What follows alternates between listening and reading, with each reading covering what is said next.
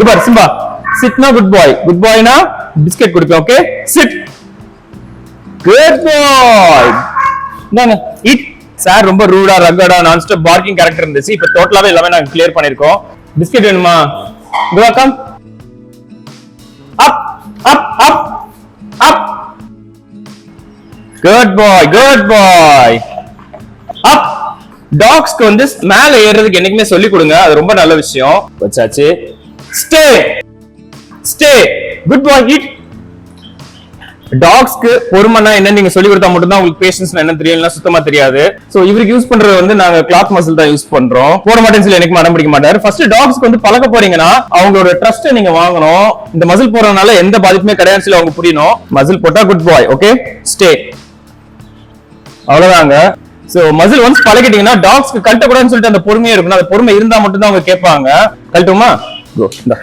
Good பாய். உள்ள போனா good பாய், உள்ள போனா பிஸ்கெட், உள்ள போனா குட் பாய். ஏய் சூப்பர் படி. கம்.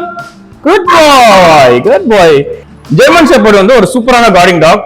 நீங்க கண்ட்ரோல்டா வச்சிருந்தீங்கன்னா அவங்க கண்ட்ரோல்டா இருப்பாங்க, உங்க பேச்சு கேட்பாங்க. நீங்க வந்து அவங்க பண்ற தப்புக்கெல்லாம் வந்து பாவம் சின்ன பையன் தெரியாம பண்ணிட்டான்னு சொன்னீங்க அப்படின்னா அவங்க அட்வான்டேஜ் எடுப்பாங்க.